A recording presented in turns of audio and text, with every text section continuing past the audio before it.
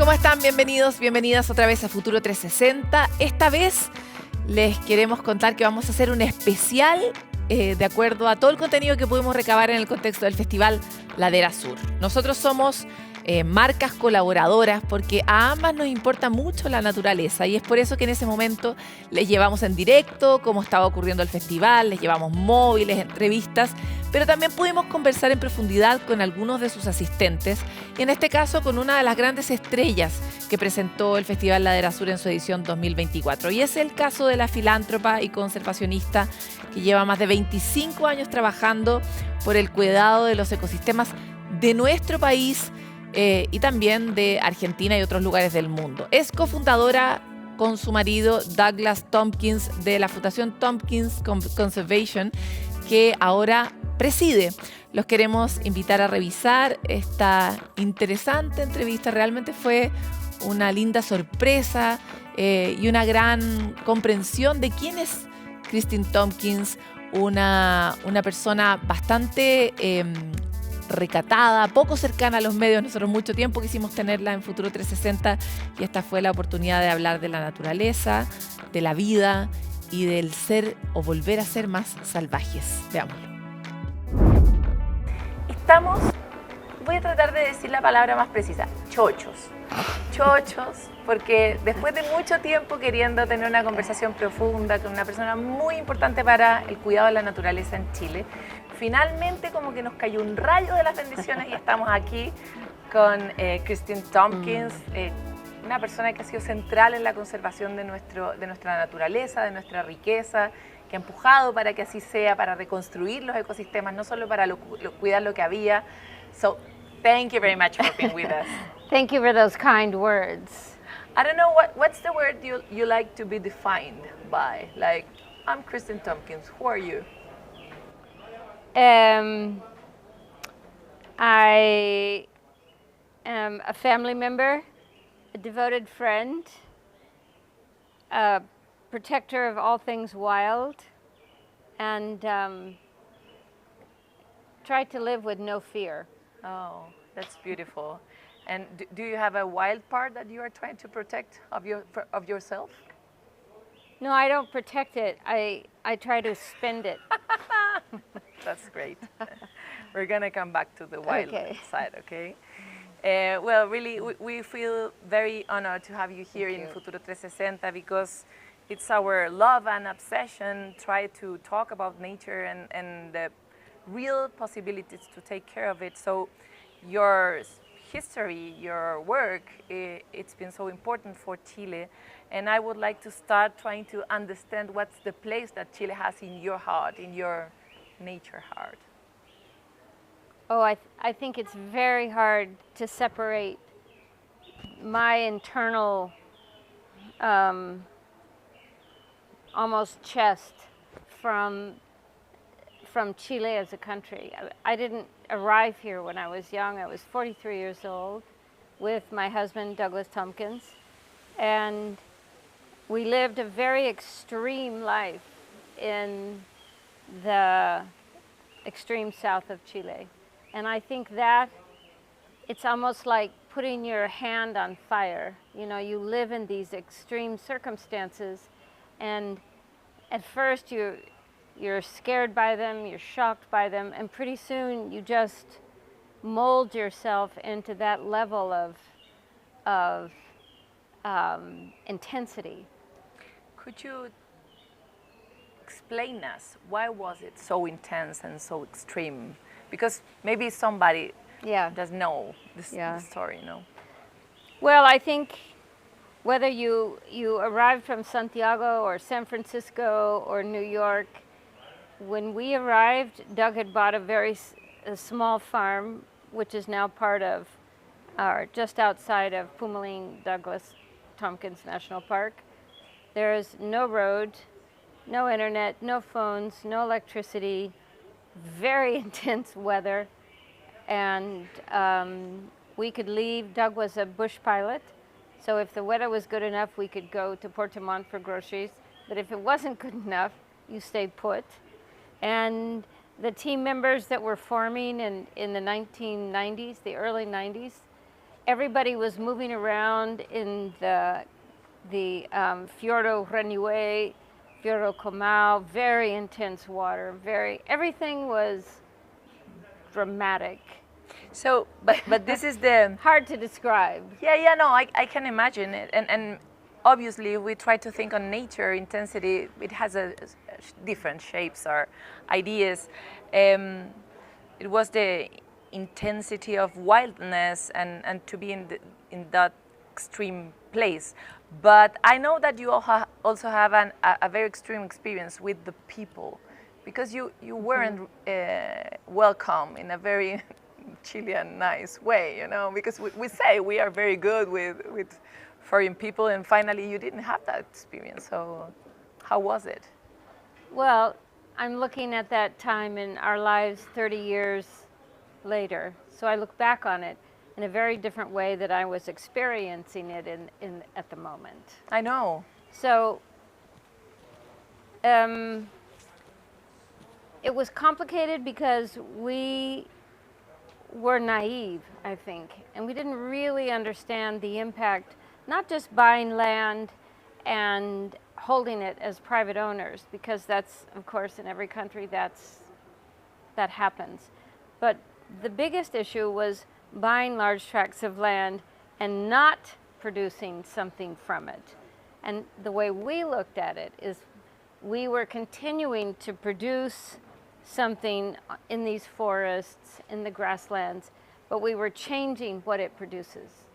So we were, I think, naive to understand that somehow if we explained this to somebody, they would really see it in our full measure. But it was very clear that it was very suspicious, distrustful, that, and I'm sure you've heard these things, we were going to start a new Jewish state, even though we weren't Jews, an Air Force base for the Argentines, and all of these things that seemed outrageous. But now I look at it, what we were doing for that time in that place was outrageous. It was unusual. And in the absence of understanding something, I think we all... Yeah, you were aliens. We all... You're right, with an idea that was so out of the box in that moment, no? And we're from the United States. And the United States wasn't in those days winning a popularity contest in Chile. There was a lot of suspicion about that. And then once we bought enough land that actually, in parentheses, cut Chile in half, I think it was an easy way to build context around Doug and Chris Tompkins, the couple who cut Chile in half.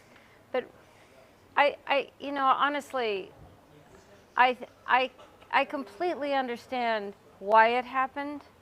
Actually, I was having breakfast with someone this morning, and they formally apologized to me about the way that the early years were seen in Chile, and I truly, I appreciate that, but I don't even think it's the right way to look back on history. I think it was a combination of factors, and no matter where you're working in conservation around the world, there is this natural pressure, tension between production, extraction, and the conserving of natural resources. So we learned a lot, and I think everyone learned a lot. No, I think that it's very elocuente. I would do this Spanish-English thing. It's very elocuente from the past and from our common history that we think that is suspicious not to produce something. Because we are living in this world, this very materialistic world. Mm-hmm. We are trying to win, I don't know what race. And that mindset has bring us out to this point in terms of global warming and etc. So for that moment you were aliens and you were talking about why are you not producing? Why are you don't you put a lot of ships there? I don't know. So that's interesting because that was a revolution in that moment, and it's still a revolution. It's still something difficult to explain. I'm not so sure about that. Really? I'm not so sure. If you look at, and I speak of the United States or really almost any country, when you look back 35 years, which is longer than a human generation, it's a long time. And you look at the evolution of how many families or people are taking their private properties and deciding to protect it. That's true. And deciding, they may not do what we had decided to do so many years ago, but that there have been huge changes, I think, in Chile. And that's true. The same thing happened in the United States. There are a lot of very big landowners who don't choose necessarily to give it all away to the citizens of the country, but they are very clear and very determined to make those lands forever protected. And that in itself is a sea change that is remarkable, really. Yeah, that's true. I was thinking in Chile, here in this little spot of the world, we are having hard times to make the nature conversation to be in the mainstream. I think that 2 years ago or 3 years ago, or when the COP25 iba a ocurrir in Chile, but didn't happen. That was easier. But right now we are talking about a lot about growing and what are we going to do to change Chilean face for the future, if we are going to be good enough. So nature is starting to be outside of the conversation. But we are living more than in any time before all the effects of not doing enough. So I would like to, I watch a lot of videos of you, and I saw one of those where you said, if the question is survival, and not just survival of nature, but also for human dignity, we all have to work together to take care of the world. And do you think that human dignity and human development is possible at the same time of taking care of nature? Do you think that that is possible in this world, limited world, a lot of people, a lot of needs? Well, first of all, I think there's no choice. Whether we like it, we don't like it, is it easy or it's difficult, that is every decade becoming less important, because if someone asks me, do you think climate change is real? Of course it's real. It's taking place around the world. There are hundreds of millions of people, not necessarily all having to move yet, but if you live in the South Sudan or the Southern Pacific Islands or so many places on Earth, this story is playing out. The game is on. So in a lot of industrial countries, we can kind of push that inevitability out, but it is inevitable. And this is why the question of immigration is so heated now, because the United States, of course, there was a general election recently in the United States, and this is going to have a shock, well, it already is having a shockwave through the world, because in the United States, we look at these people who have no choice but to move somewhere, whether they're from Mexico or Venezuela or Ethiopia. We call it immigration, but in fact, what's happening around the world is migration. And I've thought about this a lot lately, that we don't call it migration because we don't really want to worry why tens of millions of people have to be on the move. And they're the very people, as David Attenborough says, who have no say in the matter, and they're the very people who can't afford to actually get out of the way of all of this. So countries like Chile, the United States, we will feel the direct effects of that later than most countries will. But is it taking place? Of course. Can any country hide from the effects of the chaos of climate and the disruption of social fabrics and so on? No, no one is going to avoid this. And I want to say one more thing. I study the collapse of civilizations quite a bit over time. And one of the absolute constant circumstances that is woven through the ones at least that we know about is that common sense is always trumped by culture. So what we're trying to change everywhere is our culture, and that's the most difficult thing to change of all. So if we have common sense today, we would all be doing things differently. You and I would be, our families would be, but our culture is so fixed that the choice to let everything collapse is more palpable than actually forcing ourselves to change the way we live. Yeah, it's very difficult to change, and it's very difficult to stop doing the things as we did in the past. Yeah. And it's very difficult to say something about things that maybe we shouldn't do again. I mean, like, I don't know, should we be having salmon farms in our protected areas? I mean, maybe not. It's difficult, but that's difficult because it's also a question of human dignity, human development, and nature survival. So we are in this triangle, and I am surprised by your animo. You look happy and quiet and calm. And I would like to know, how do you live in this world with this news, with this climate change happening, and with this work that we are not doing still? Well, I get asked a lot if I'm optimistic. Are you? No. No, I'm a pessimist. Everybody answer me that, you know. I'm a pessimist for this century.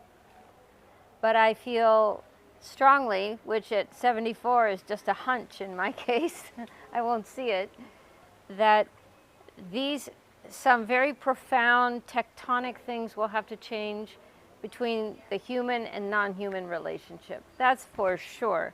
We can do it voluntarily, or it will take place involuntarily, but it will happen. So I'm not motivated by optimism. I'm motivated by my personal pessimism that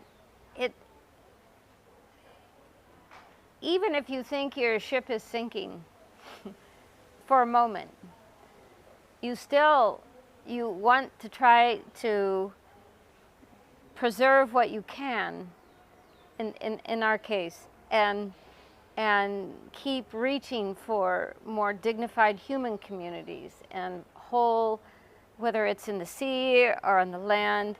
So I'm really driven by how I see this century, and not by my optimism. No, I love that your pessimism is something. It's a very original answer. And how do you see humans?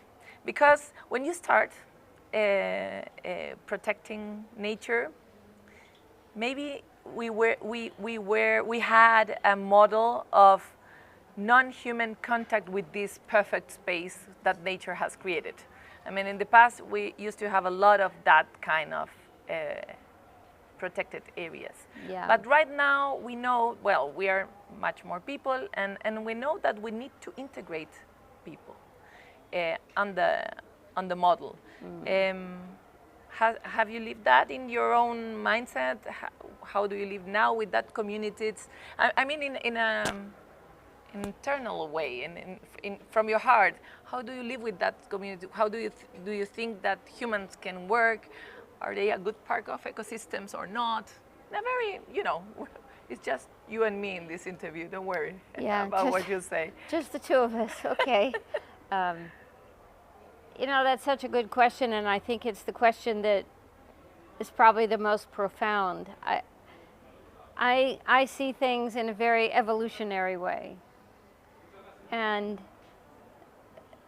the evolutionary Autobahn moves much faster than we think it does. We see ourselves in 2024, and we're living these lives, and we're working hard, and these are just tiny flips of the switch.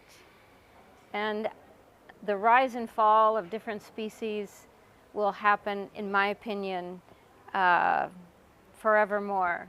I have no idea if the human species as we know it today will survive, not survive, but I do know that we have an opportunity as a species to live much closer to the ground, much more in kinship with the non-human world. Whether it's pumas or the Darwin frog or whatever it is, we have the capacity to do that.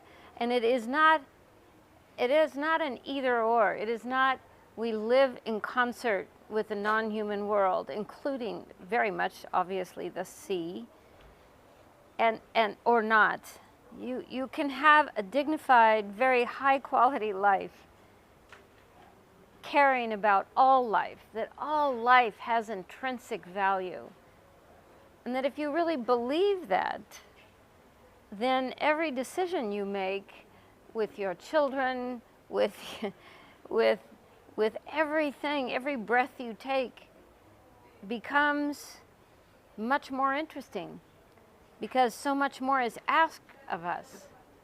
Right now, all that is asked for us is we take care of our family, a few friends, we become as wealthy as possible, and that we stay healthy, we live longer, and whatever it is, what is really asked of us is very superficial today, we as moderns.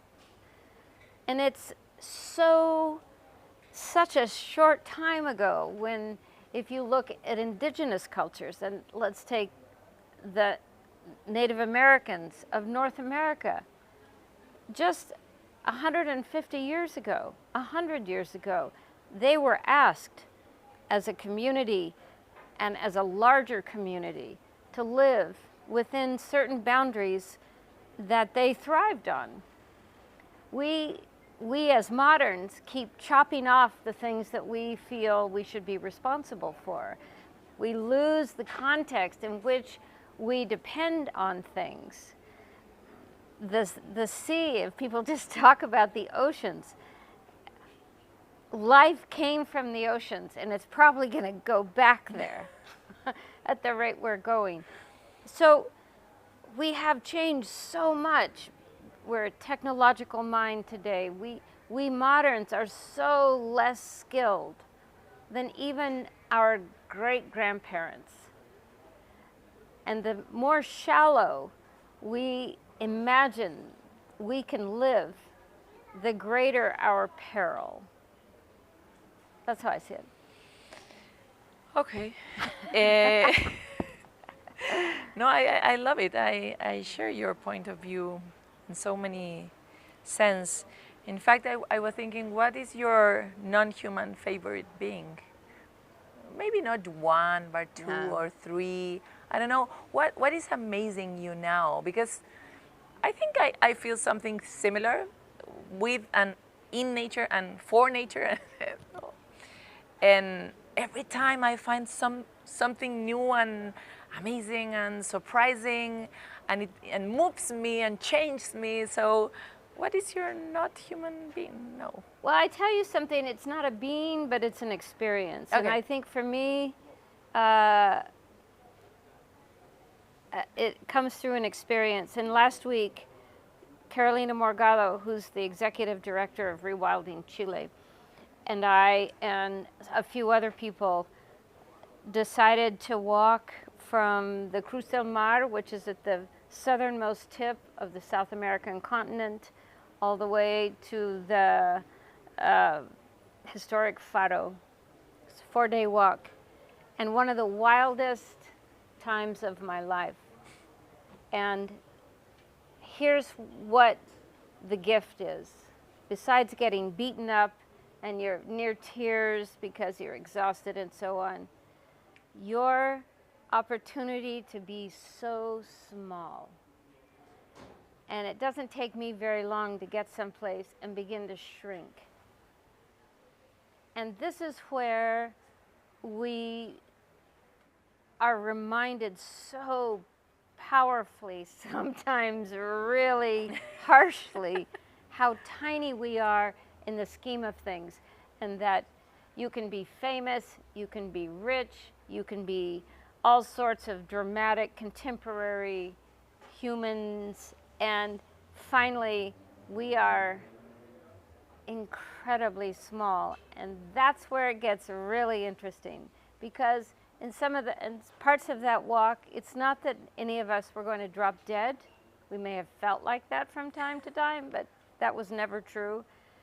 But it's one of those experiences where you have to watch your feet every step, because out there, if something happens to you, there's nobody coming for you necessarily. It would take quite a while. And this is when you realize how tough you are, how physically but also mentally tough we can be, pushing ourselves in extreme circumstances way past what we remember ourselves being capable of. And somehow, this is a long-winded answer to your question. I think I don't have favorite species. I have the deep understanding of my place on this planet. And if everybody had those kinds of experiences, they don't have to be as extreme as we tend to go, then you begin to realize we have lived in such a sheltered way and lost our way back. No, we have lost our way forward to defending not only ourselves and families and friends, but this sense of all life. What's your, in which part of your work nowadays you are trying to be tough, to remember that you have to defend that life on Earth?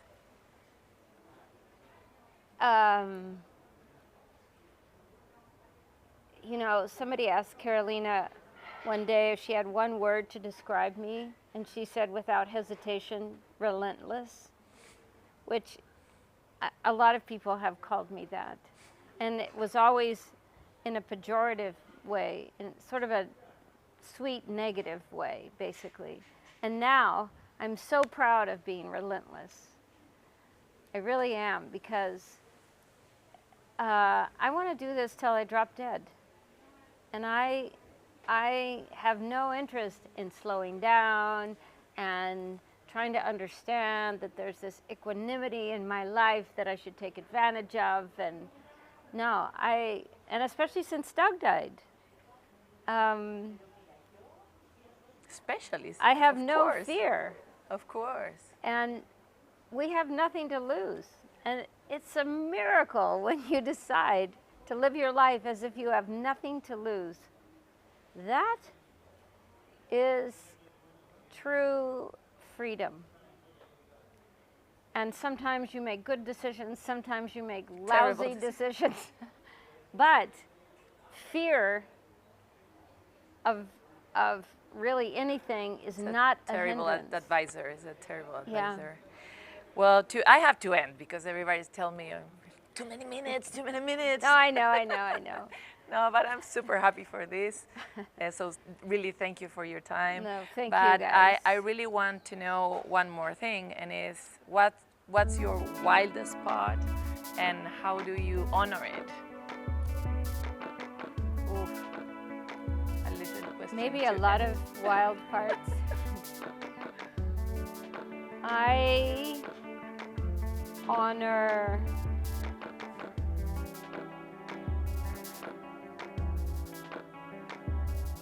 love. I'm big on love. We all, human and non-human. Yes. I really believe that our best selves are generated out of a deep understanding of what it means to actually love something in its fully expressed manner. Thank you very much for this conversation, Ruiz. Thank you. Hasta aquí llegamos con esta entrevista, muy interesante y diversa, y seguimos con todas las conversaciones de futuro, siempre mirando el futuro y aprendiendo nuevas cosas de otros, humanos y no humanos. Fue un especial encuentro, la verdad, esa entrevista con Kristine Tompkins, y les recomendamos también que si les gustó se la puedan sugerir a algunos de sus amigos interesados. Va a quedar el link de la entrevista disponible en YouTube para que la puedan compartir y poder llevar a otros lugares esa mirada que pudimos conversar durante la entrevista. Vamos a ir a una pausa, pero volvemos con mucho más de Futuro 360 especial Ladera Sur a la vuelta.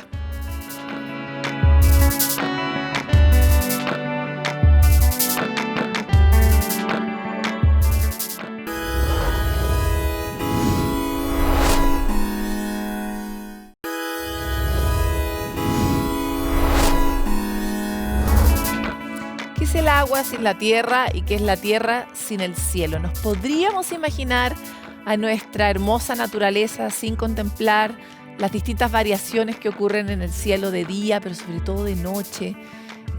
La posibilidad de ver distintas constelaciones. Este año el Premio Naturaleza 2024 que Ladera Sur otorga a quienes han dedicado su vida al cuidado de la naturaleza, la conservación y la promoción de la naturaleza y de la ciencia asociada a la naturaleza, fue dedicado específicamente a una astrónoma, Premio Nacional de Ciencias Exactas, y es María Teresa Ruiz, con quien también tuvimos el privilegio de conversar en profundidad en la siguiente entrevista. Astrónoma, referente de la ciencia nacional, de las científicas, de las que quieren ser científicas y los que quieren ser científicos. No quiero decir todos tus títulos de Princeton y todo eso, porque yo creo que la gente medio que se lo sabe, porque además tú eres como un ícono de la ciencia chilena, así que muchas gracias por estar aquí. Feliz de estar aquí, muy sorprendida y además vengo a recibir un premio. Más encima, ¿cómo va a estar feliz? Yo encuentro que además, cualquier premio de cualquier tipo es muy merecido, pero antes de empezar tú me decías, pero ¿qué tiene que ver la astronomía realmente con la naturaleza? Y claro, si uno lo piensa probablemente desde tu perspectiva, tal vez no tiene nada que ver, ¿no? Porque ¿qué tiene que ver la galaxia, qué tienen que ver los astros con esta forma de vida tan particular que es la de la Tierra? ¿Por qué no me contestas tú misma esa pregunta? Bueno, aunque eso sea nada, digamos. Es que yo sí he estado convencida de que sí es parte de la naturaleza y parte fundamental. Lo que pasa es que nunca había coincidido con personas que pensaran igual, ¿no? Por eso me sorprendió. Pero sí, o sea, nosotros somos parte de la naturaleza. Y todos nosotros, las plantas, los animales, el mar, las montañas, todo eso es parte de la historia del universo, como parte del universo, como va fabricando todo lo necesario para que existan planetas como el nuestro y que tengan la gracia de tener potencial de albergar la vida, estar bien ubicadas con respecto a la estrella, que no estén muy cerca para que sea un planeta que esté sin nada o que esté muy lejos como congelado, pero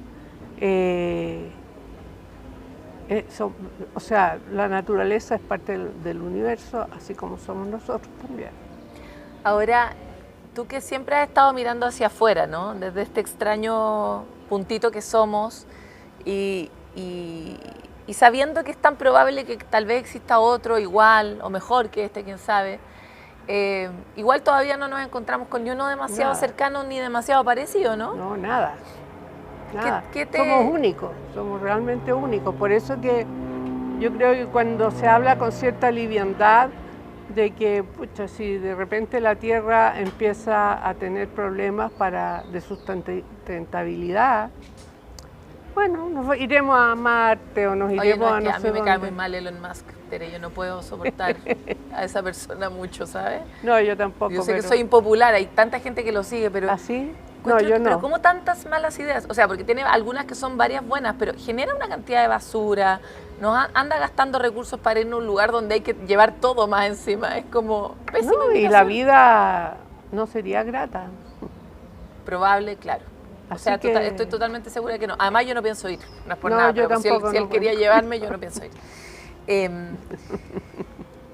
Me gusta mucho la perspectiva que suelen tener los astrónomos de la vida en la Tierra, porque es un poco como esa gran historia de la primera vez que los astronautas fueron a la Luna y miraron la Tierra de vuelta y fue como... Qué emoción, ¿eh? No, yo cada vez que la veo, de verdad me emociono, pero sobre todo porque qué impresionante lo poco conscientes que somos de esa perspectiva, ¿no? Y sin embargo tú has estado toda la vida en esa escala. Entonces me encantaría saber cuántas veces te pasó a ti eso de estar mirando abstractamente el punto azul desde una enana café, desde, no sé, Alfa Centauri, desde... Yo no me sé tantos planetas como tú, así que... Bueno, yo creo que la primera emoción la tuve igual que tú cuando vi la primera fotografía que tomaron, pero no sé si fue de la Luna o fue desde la nave espacial que llegó a la Luna. Ah, buen punto. Yo creo que tal vez fue la nave. No sé, pero en todo caso se ve la Tierra así hermosa, brillante, azul, con sus toques de blanco. Y yo me di cuenta que eso no solo hacía una diferencia para siempre en mí, sino en la humanidad. Dije, yo nací en una generación en que a uno le contaban que la Tierra era redonda y sí, se habían podido medir cosas, ¿eh? Pero ya verla es otra cosa. Ahora, así todos saben los terraplanistas, pero igual el ver la Tierra así desde afuera me provocó una emoción muy grande. Te digo que de todas las bellezas que he visto, que el universo tiene muchas, yo creo que no hay ninguna que iguale a la Tierra. Tal vez su cobertura de agua, ese azul tan bonito, a mí me encanta el color azul, ese azul tan hermoso, yo creo que es algo que no he encontrado en otros lados, realmente. Y cuando me preguntan si yo me iría a otro lado, no, pero a ningún lado, por favor. Esta es mi casa, esta es mi tierra, pero la encuentro hermosísima. Y ojalá encontremos algo que se parezca siquiera. Ojalá no tengamos que irnos, ¿no? Bueno, difícil. No, yo sé que tú estás en escalas de 900 millones de años, tal cual, pero es que hay que pensar ahora, porque no es cosa que digamos, oye, el próximo año tenemos que irnos toda la humanidad a algunos lados. Ya, ¿y a pero dónde son nos vamos? 900 millones de años más o menos. Pero es que antes que eso ya vamos a empezar ya va a estar más o menos la cosa aquí. Sí, va a ser calor y van a empezar a evaporarse todos los líquidos. No. Es que el sol se va a ir poniendo cada vez más caliente. Y a 900 millones de años más no va a quedar una gota de líquido en la superficie de la Tierra. Entonces ahí olvídate, no hay agua, pero no hay nada líquido, es como Venus. Oye, Tere, ¿pero lo tuyo es como corresponsabilidad con el resto de la especie o es una fe secreta, de aquí no sale, en la reencarnación? ¿Por qué estás preocupada por 900 años más, 900 millones de años más? Porque me interesa la humanidad, le tengo cariño. Encuentro que somos bastante fantásticos. Hacemos hartas leceras, si eso es verdad, y nos tropezamos y volvemos a tropezar. Pero a mí sí me gustaría imaginarme que la humanidad sigue, que van a haber otros seres que no se van a parecer en nada probablemente a nosotros, capaz que tengan insertados chips por todos lados, no sé las cosas que irán a hacer, pero que sean capaces de seguir soñando con un futuro. Yo le tengo cariño a la humanidad. Oye, ¿y cómo coexiste en tu corazón este cariño con la humanidad, que yo lo comparto? Aparte tengo varios humanos queridos, así que más me vale. Con este cariño que le tienes a la Tierra, que es tan especial, es tan particular y fue tan original en su historia evolutiva. Y al mismo tiempo estamos en este festival también para hablar de las cosas incómodas que hemos hecho justamente nosotros los humanos con esta Tierra. Entonces, ¿cómo te relacionas con esas dos realidades? Porque tener que cambiarse de planeta antes de tiempo, porque nosotros mismos lo arruinamos, yo encuentro que ya es una tragedia. Además es súper buen negocio, si la Tierra nos provee de todo sin cobrarnos para nada.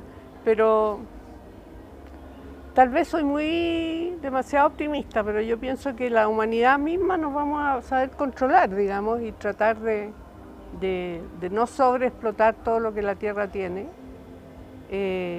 para seguir prosperando. Así como los índices de natalidad bajan en la época de las vacas flacas, por ejemplo, yo espero que la humanidad misma empiece a regularse. Que bajen los índices de estupidez también, digamos. Es que eso es más difícil. Pero sí, los índices de estupidez, no sé, tener una mirada un poco más cariñosa con la humanidad. Yo creo que es la única solución que tenemos para cuando el sol ya no nos permita seguir aquí. O antes de eso, si de repente sabemos la noticia que viene un asteroide a chocar la Tierra o una pandemia. Yo decía esto antes de la pandemia, esta última, y yo decía, bueno, quizás cuándo podrá haber una pandemia. Estaba segura que no me iba a tocar a mí y te tocó. Y tocó y fue harto, y no creo que lo hiciéramos muy bien, porque lo fundamental es que podamos trabajar todos juntos. Todos los seres humanos trabajando, aportando, cada quien aporta desde su rincón y yo decía eso, ¿cuándo? Porque imagínate, los que son más tecnológicos se compiten, se odian, qué sé yo, pero para poder salvar la humanidad y el planeta van a tener que conversar y trabajar juntos. Y precisamente con la pandemia, porque yo decía eso, ¿cuándo va a ocurrir? Pero con la pandemia me di cuenta que uno está obligado a comunicar, a regalonear a los nietos por Zoom y trabajar por Zoom. Y yo trabajaba con colegas que están en India y otro que está en China y con otro que está aquí a 2 cuadras de mi casa, encerrado, pero daba lo mismo donde estuvieran físicamente. Estaban ahí en mi pantalla y yo podía trabajar con ellos y el que estaba en la India estaba muerto calor, nosotros congelados acá en Santiago y él estaba muerto calor y nos contaba de que se le había echado a perder el sistema de aire acondicionado y había una empatía hacia ese pobre que está muerto calor y nosotros muerto frío acá. Bueno, podíamos hablar de cosas como muy básicas que nos afectan a los seres humanos y yo creo que existe ahora, porque ahora ya todo el mundo se mete por Zoom, los niños chicos también, habrán otros sistemas, pero yo creo que vamos a inventar una manera de poder estar comunicados todos los seres humanos de la Tierra, ¿no? Y empezar a respetarnos y querernos un poco más. Tere, me gustaría ir a la galaxia porque yo tengo un... ¿Cuál? Ah, ya, ¿cuál? Eso Sí, solo pues. te lo puede preguntar un astrónoma. No, yo no conozco tantas, la verdad. Pero la nuestra, pues, La nuestra o Andrómeda, algo así como con onda. la Vía Láctea. Pero a mí me gusta harto cuando me miro desde allá. Por último, desde el borde de la nuestra, que ya es muy, muy lejos, y trato de imaginarme a mí como si me mirara desde ahí y mi pequeño problema y mi pequeña vida y mi pequeña rutina de ir a un lugar y a otro todos los días. Y me parezco harto una hormiga en general y eso me tranquiliza un montón. Pero las porque uno hormigas, se da mucho color en el fondo con su pero propia las vida. hormigas cooperan, ¿no? Yo también coopero. Nosotras hemos cooperado cuántas veces. Se sacrifican. Menos sistemáticamente. Y los humanos también, y eso es lo lindo que tenemos nosotros las hormigas y las abejas, y son sociedades, ¿no?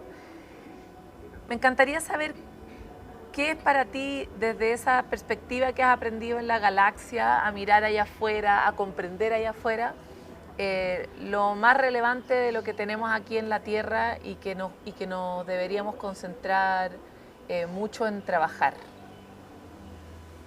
Bueno, yo decía lo de cooperar. La cooperación es como la palabra clave y creo que lo que deberíamos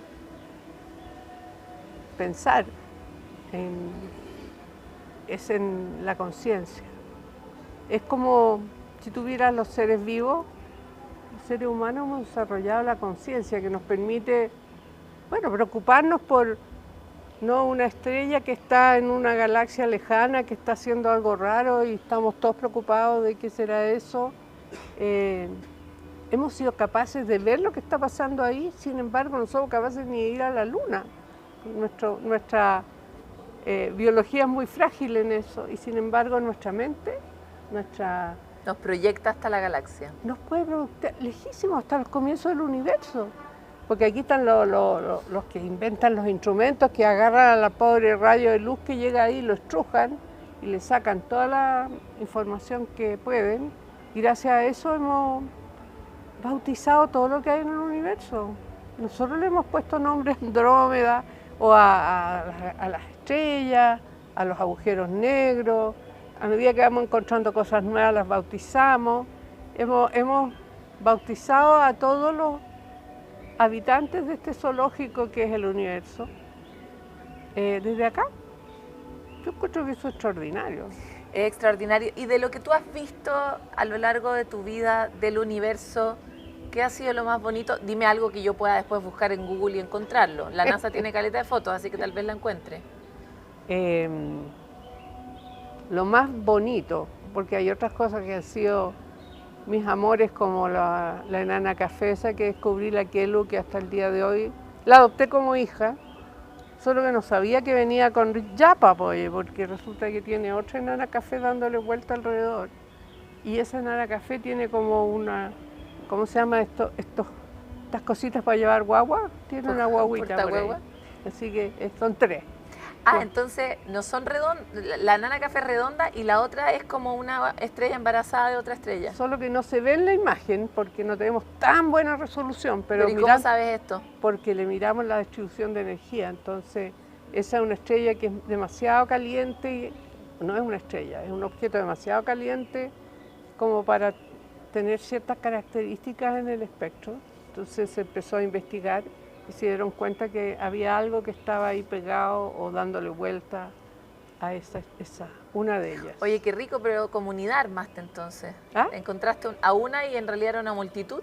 Bueno, era una familia, así que, y andando solo por el universo, así que me encantó. Ya, esa tú la amas porque además es tu hija, Es mi hija, cósmica. Obvio. Pero de las cosas así como hermosísimas. Espectaculares, tal vez Tacarina. Tacarina es una estrella gigantesca que está en el hemisferio sur, además, que eso es lo bueno, que está a punto de explotar, porque ya las estrellas tienen un ciclo de evolución y uno más o menos lo puede seguir. Y esta está como a punto de explotar. De vez en cuando hace shows. Hace como 15 años atrás, me acuerdo que estaba a punto de dormirme en la casa y me llaman por teléfono de Tololo, uno de los técnicos asistentes de telescopios con los cuales uno termina pasando muchas noches, termina conociendo todos sus secretos, y me decía: oye, María Teresa, parece que explotó Tacarina, esta noche andan todos locos tratando de observarla y qué sé yo, porque es tan brillante que los telescopios que hay hoy día, que son tan potentes, no los pueden usar. Se les podrían quemar todos los instrumentos. Entonces estaban recortando unos cartones y le hacían un hoyito en medio. Así como para ver un eclipse. Para ponérselo, ponerle como anteojeras al telescopio, que la luz entrara solo por como si el telescopio fuera de 3 centímetros. Y bueno, hizo un show, se tiró un poco se puso un poquito brillante, pero después volvió a lo normal. Y son todas ¿Pero por qué es tan linda? ¿Qué es particular tiene, aparte de que está al borde de la muerte? Es que hace todos estos shows, entonces tira una... Es dinámica. Claro, tira unas estructuras que son muy interesantes, muy bonitas. Y si tú las puedes poner, en astronomía uno pone colores que corresponden a la composición de ese gas, digamos, ¿no? A lo que emite ese gas. Entonces, normalmente el hidrógeno es rojo. Las cosas con oxígeno son verde azules. Hay otros elementos que son amarillos y entonces tú... Ella tira hartas cosas. Hartas cosas y se forma una estructura bonita. Y alguno de estos días va a explotar de verdad y cuando explote va a ser casi tan brillante como la luna llena. Wow. Así que vamos a estar todos... va a durar como una semana o 2 semanas. Así que nos vamos a enterar. Va a ir. Sí, po. Qué lindo. Y eso, claro, puede ser mañana o en 10.000 años. Oye, es Tere, lo mismo para las estrellas. Quisiera volver al inicio de esta entrevista porque además tengo que ir cerrándola, pero ¿por qué crees que ha sido siempre tan importante para los humanos y para la naturaleza este cielo que está tan lejos y que es tan distinto a la Tierra? Yo creo que marcó el primer paso en el desarrollo de la inteligencia superior o de la conciencia. Cuando el primer ser humano, empezó a hacerse teorías sobre lo que pasaba en el cielo, si no lo podía explicar, como decía yo, no lo podía oler, no lo podía tocar, que eran sus maneras de reconocer lo que había alrededor. Y de repente explotaban cosas o habían eclipses y ellos miraban y no sabían lo que eran. Entonces surgieron los mitos y todas las civilizaciones inventaban mitos no demasiado distintos, ¿eh? Incluso tienen mitos del Big Bang también parecidos. Y bueno, de a poco esos mitos y esa curiosidad del ser humano que es intrínseca, yo creo que es lo que nos hizo prosperar como especie, esa curiosidad y esa espíritu exploradora de... Porque además el cielo te deja en un estado bien distinto de todo lo otro, porque igual también exploramos las plantas, también exploramos los lagos, los mares de día, pero la noche tiene una capa que además está tan llena de misterio, de magia, por más... Es así, digamos, más allá de que todo lo no puedes ir a experimentamos. olerlo, no puedes ir a... De hecho, a mí lo que más me encantaría es ir a oler a Marte. No me gustaría ir, pero que alguien me trajera una botellita de olor a Marte. Capaz que no sé cómo será, capaz que me dé alergia, pero nuestros sentidos están desarrollados para esto. Sí, pues. Entonces, cuando uno mira el cielo en la noche, no te creas, a mí también me dan incluso como un poco de... Siento que pierdo el equilibrio, sí. Como que me voy a evaporar ahí. Pero es por eso, porque como que escapan nuestros sentidos. Y ahí fue donde nuestra inteligencia fue la que entró a desarrollarse y a ser usada para poder estudiar esto. Pero te quiero agradecer mucho por esta conversación en Futuro. Tú eres una habitué de nuestro programa, pero te echábamos de menos igual siempre. Así que muchas gracias por esta y felicitaciones por tu premio también. Hoy feliz, muy sorprendida, feliz. Desde este lugar tan lindo, con estas conversaciones tan especiales, queremos contarles que hay tanto que se puede saber en capítulos previos de Futuro 360 y en otros venideros donde nos hacemos estas preguntas sobre la naturaleza, sobre el cielo y sobre los misterios que todavía intentamos resolver los humanos, que somos una especie tan porfiada en mantenernos con las preguntas abiertas. Hasta aquí llega nuestro especial Ladera Sur en Futuro 360, donde buscamos revisar esas conversaciones tan interesantes que pudimos tener con distintas personas sobre la naturaleza y volviendo la naturaleza al centro, que se nos ha extraviado de la naturaleza, de las prioridades humanas, y eso que de ella depende todo. Dependemos todos con nuestros sistemas económicos, con nuestros hijos, con los animales que nos rodean, con la comida que comemos. Y por eso nos parece tan importante poder darle larga vida al festival a través de nuestro programa Futuro 360, llevar esas conversaciones que pudimos tener en ese contexto, algunas que pude conducir yo, otras, muchas otras personas que vamos a compartir con ustedes en los meses venideros. Les invitamos a que atesoren estos contenidos y puedan hacerlos partes de sus propias comunidades a través de los links de YouTube que siempre están disponibles a través de CNN Chile en sus listas de reproducción, que vean aquellas conversaciones que a veces les transforman algo adentro y piensen a quién le podría pasar algo también con esas nuevas ideas que compartimos a través de las entrevistas. Nosotros nos encontramos en el siguiente capítulo de Futuro 360.